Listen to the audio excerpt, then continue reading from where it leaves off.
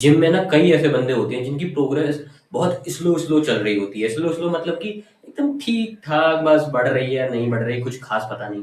वहीं कुछ बंदे ऐसे होते हैं जिनकी प्रोग्रेस बहुत तेजी से होती है। ऐसे होती है जैसे वो जेनेटिकली ब्लेस्ड है, लेकिन कई बार ना जेनेटिक्स का रोल नहीं होता। रोल होता है कि वो बंदा ट्रेनिंग कैसे कर रहा है, ट्रेनिंग की स्टाइल कैसी है, उसका न्यूट्रिशन कैसा है, और स्लीप वगैरह ये सब तो है ही है। लेकिन एक यूनिक चीज और है जो बहुत ज्यादा मैटर करती है।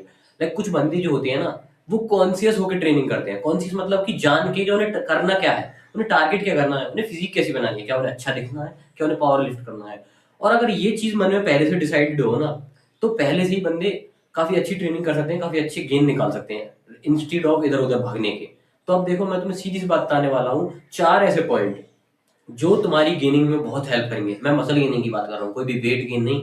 मसल गेनिंग में ज्यादा हेल्प करेंगे। और साथ में वो चार पॉइंट में से एक पॉइंट तो ऐसा है जिसे कई बंदे जानते भी नहीं है, लाइक सोचा भी नहीं होगा इसके बारे में। देखो, सबसे पहले उसी के बारे में बात करते हैं, वो है प्रायोरिटाइज करना। प्रायोरिटाइज करना क्या होता है? अभी देखो, जैसे तुम्हारे एग्जाम्स आ रहे हैं और जो तुम्हारा पहला पेपर है फिजिक्स का और बाद का पेपर है इंग्लिश का, तो तुम अभी से सारे सब्जेक्ट लेके चलोगे, फिजिक्स इंग्लिश, या फिर तुम पहले फिजिक्स को पढ़ोगे और बाद में इंग्लिश को? ऐसे ही तो प्रायोरिटाइज करोगे ना, जो पहले है या फिर जिसका ज्यादा वेटेज है, या कोई और कैटेगरी के ऊपर या किसी और क्राइटेरिया पर प्रायोरिटाइज करते हो। पहले नंबर पे कोई, दूसरे नंबर पे कोई, किसको ज्यादा एफर्ट्स, किसको ज्यादा टाइम देना है। वैसे मसल्स के मामले में प्रायोरिटाइज करना जरूरी होता है। प्रायोरिटाइज मतलब कि कौन सी मसल ज्यादा टारगेट करनी है, किसे ज्यादा वॉल्यूम, किसे ज्यादा फ्रीक्वेंसी देनी है। वॉल्यूम फ्रीक्वेंसी बेसिकली क्या होता है, ये भी चीज कई बंदों को नहीं पता होती। ये होती है कि तुम कितना, जो टोटल एफर्ट है वो किस मसल को दे रहे हो। टोटल मतलब कि सेट्स, रेप्स और फेलियर तक ट्रेन करना, किसको कितनी ज्यादा बार ट्रेन करना, हफ्ते में 2 बार 3 बार। अब देखो, सिंपल सी बात है, किसी को बनानी होगी एस्थेटिक्स के लिए फिजिक, वो बहुत ही रेयर बंदे होंगे जो इस वीडियो को देख रहे होंगे, वो पावर लिफ्टिंग या स्ट्रॉन्ग मैन वगैरह बनने के लिए देख रहे होंगे। अगर तुम्हें बेसिकली सिर्फ एस्थेटिक्स चाहिए, तो तुम्हें एस्थेटिक्स के लिए मसल्स टारगेट करनी होंगी। अब देख लो, किसी को ट्रैप्स चाहिए तो वो स्ट्रक्स ज्यादा करेगा, किसी को चाहिए साइड डेल्ट चौड़े कंधे तो वो लेटरल रेस ज्यादा लगाएगा। खैर, ये सबके ऊपर अलग अलग डिपेंड करता है कि किसको बैक चाहिए, किसको चेस्ट चाहिए, किसको क्या प्रायोरिटाइज करना है। सबकी जरूरतें अलग अलग हैं। तो उसी हिसाब से तुम प्रायोरिटी करना चालू कर दो। जैसे कि अभी मान लो तुम्हें बाकी जैसी फिजिक बनानी है, बाकी हानमा जो एनिमे कैरेक्टर है, एनिमे का ये है ना, हाँ। और तो तुम ट्रैप्स ज्यादा टारगेट करोगे, अपने फोरआर्म्स ज्यादा टारगेट करोगे, एक तरीके से ऑलमोस्ट उसकी सारी बॉडी लीन है, तगड़ी है। लेकिन मेन जो चीज पॉइंट आउट होती है, बाहर अलग ही दिखती है, वो ट्रैप्स है उसके। तो तुम उनको ज्यादा टारगेट करोगे ताकि तुम उसके जैसे प्रोपोर्शन पा सको। वहीं दूसरी तरफ है तुम्हारा एरन वगैरह, जिसके लिए तुम एब्स वगैरह टारगेट करोगे। फिर तुम्हारा गट्स, जिसके लिए तुम लेट्स ज्यादा टारगेट करोगे, बैक। तो अब तुम्हारे ऊपर डिपेंड कर रहा है कि तुम्हें कैसी प्रायोरिटी देनी है। अब अगर तुमको सेपरेट वीडियो चाहिए इस टॉपिक के ऊपर कि भाई इसके जैसी फिजिक कैसे बनाए, इसके लिए क्या मसल्स प्रायोरिटाइज करें, तो मैं उसके ऊपर बता सकता हूँ, तुम कमेंट्स कर देना। अब बात करते हैं अगले पॉइंट की। देखो, प्रायोरिटी में मैंने जितना बताना था, ये तुम्हारे ऊपर डिपेंड करता है कि तुम क्या प्रायोरिटाइज करते हो। तो तुम एक पेन पेपर ले लो, वहीं से नंबर 1 से नंबर 2 नंबर 3 ऐसे लिखना चालू कर दो कि ये वाली मसल मुझे ज्यादा टारगेट करनी है, ये वाली मसल कम टारगेट करनी है। ऐसे ऐसे एक हायरार्की बना लो। और ऐसा मत समझना कि मैं कोई स्पेसिफिक मसल को बिल्कुल इग्नोर करने के लिए बोल रहा हूँ, जैसे लेग्स। नहीं, इग्नोर नहीं करना।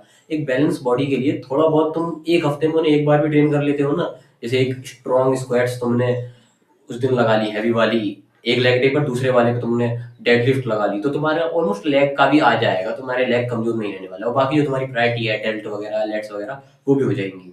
अब नंबर 2 पर चलते हैं, जो कि है सप्लीमेंट्स। देखो, सप्लीमेंट्स के बारे में कई को पता होगा, कहेंगे अबे ये क्या बता रहा है, तुम्हें ऑलरेडी पता है। लेकिन पता होने के बाद भी तुम्हें इतना नहीं पता कि इंडिया में एवरेज जो लोग हैं, जो जिम कर रहे हैं, वो या तो सप्लीमेंट को वो समझते हैं जहर या स्ट्रॉइक टाइप, और जिन्हें लगता भी है कि सप्लीमेंट खरीदो वर्क करते हैं, तो उन्हें नॉलेज नहीं होती, वो गेनर खरीद लेते हैं सप्लीमेंट के नाम पे। वे प्रोटीन भी तो खरीदते हैं, वो ऐसी डिक मसल नाम की कंपनी का, जो कि तुम उसमें नाम को वे प्रोटीन देती है। तो तुम्हें सप्लीमेंट के बारे में प्रॉपर नॉलेज होना जरूरी है और उसे प्रॉपरली यूटिलाइज करना जरूरी है। अब उसे कैसे कर सकते हो?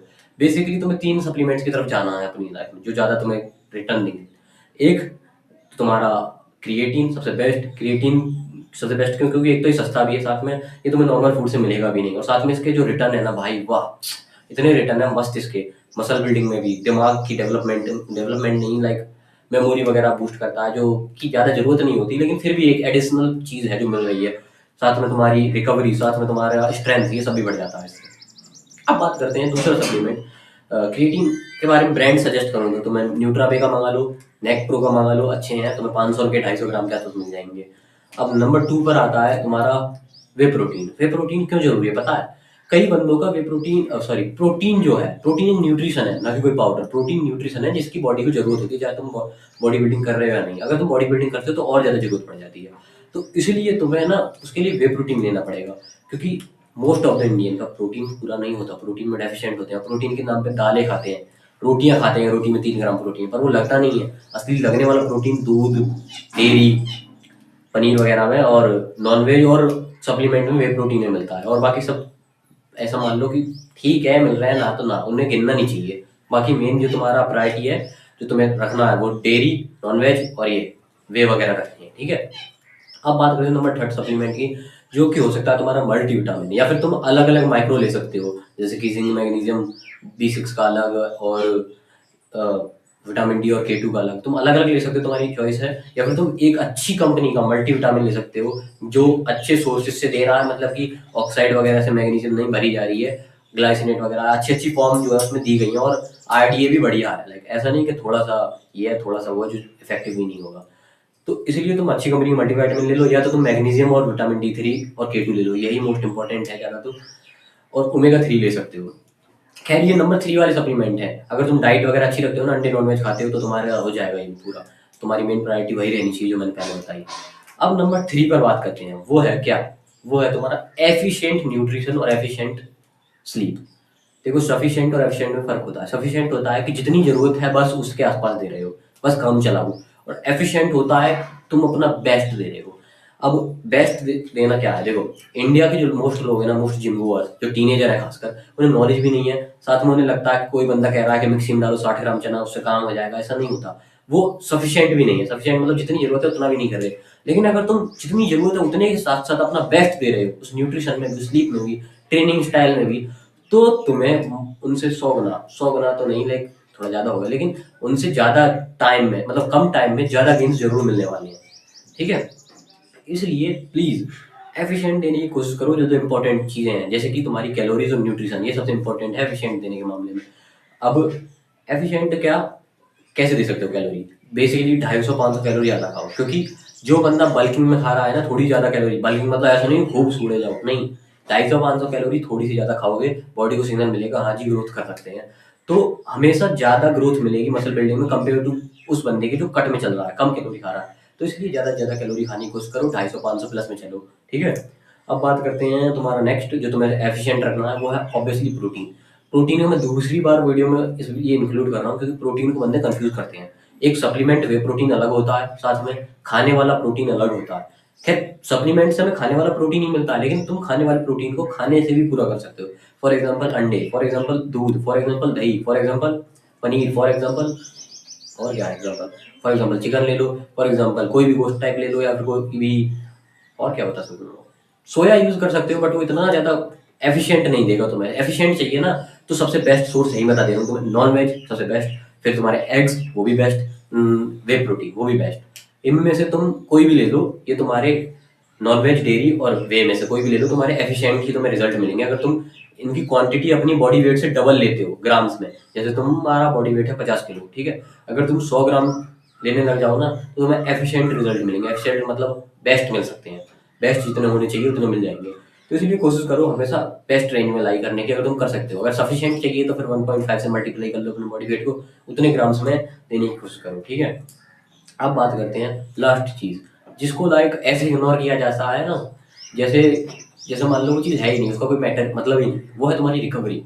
रिकवरी बेसिकली ऐसे है ना, अगर तुम मान लो कोई गाड़ी चला रहे हो और तुम उसे चलाए जा रहे हो, तो एक टाइम ऐसा आएगा जो वो निपट लेगी, उसका आएगा कि हाँ भाई इंजन गर्म हो गया, अब नहीं आगे बढ़ सकते, तुम उसे रेस्ट देना पड़ेगा। पर गाड़ियों के मामले में ऐसा होता है कि थोड़ा सा दे दो, होगा काम, फिर से चालू कर दो। लेकिन बात जब आ जाए इंसानी बॉडी की, वो ऐसे चलती है, उसे जितना चलाया उस हिसाब से रेस्ट भी दो, फिर दोबारा चलाओ, बेस्ट परफॉर्मेंस लेके जाओ। जितना अच्छा रेस्ट उतना बेस्ट परफॉर्मेंस।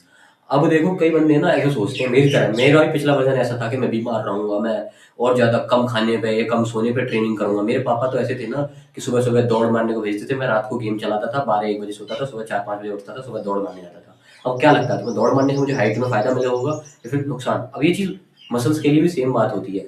अगर तुम लाइक सेम काम करते हो, कम नींद लेते हो, कम न्यूट्रिशन रखते हो, जैसे मैंने पिछले पॉइंट से बताया, और तुम्हें ऐसा लगता है कि तुम बरसर्क के गट्स की तरह हो, कि तुम अपने से खतरनाक ड्रैगन से लड़ लोगे और बिना फालतू में, मतलब कि कम रिकवरी के साथ साथ एकदम स्ट्रांग ऐसे कैरेक्टर बन जाओगे, तुम्हारी स्ट्रेंथ बढ़ जाएगी। तो ऐसा होगा, तुम्हारी स्ट्रेंथ बढ़ेगी, तुम्हारी मेंटल स्ट्रेंथ, फिजिकल स्ट्रेंथ बढ़ जाएगी थोड़ी देर के लिए। लेकिन लॉन्ग टर्म में अगर देखो ना, तो जो गट्स है उसे भी नुकसान झेलना पड़ता है, उसे भी साथ में अपनी हड्डियां तोड़नी पड़ती हैं, मतलब टूट जाती हैं साथ में, क्योंकि वो इग्नोर करता है अपनी रिकवरी वगैरह को। खैर, उसकी तो केस ही अलग है, वो एक सुपर नेचुरल केस है।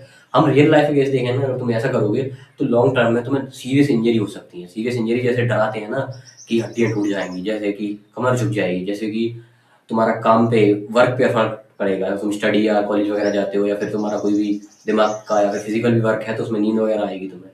तो इसीलिए, और तुम्हारी ग्रोथ पे भी फर्क पड़ेगा। ग्रोथ मतलब मसल ग्रोथ एफिशिएंट लेवल पे हो रही है या फिर और बुरी लेवल पे हो रही है। तो इसीलिए ये जितने भी 4 पॉइंट मैंने बताया, अगर तुम उन्हें अच्छे से एकदम 100% अपना दे के पूरा कर लेते हो, चाहे कैसे भी करो, घर वालों से लड़के सोते हो या फिर लड़के पैसे लाते हो या फिर तुम खुद कमा के करते हो पूरे, तो फिर तुम्हें एवरेज बंदों से ज़्यादा ज़्यादा ज़्यादा ज़्यादा गेम्स मिलेंगे, 3 गुना तक, क्योंकि एवरेज बंदे ऐसे ही होते हैं, बॉन्ड होता है। तो इसलिए प्लीज़ फोकस होकर, कॉन्शियस होकर करो जो कर रहे हो, अपनी बॉडी की रिकवरी वगैरह पे ध्यान दो, न्यूट्रिशन पे भी ध्यान दो। और प्रायोरिटाइजेशन तुम पर्सनली कर सकते हो, अगर तुम्हें उस पर वीडियो चाहिए तो कमेंट कर देना। Thanks for watching till the end.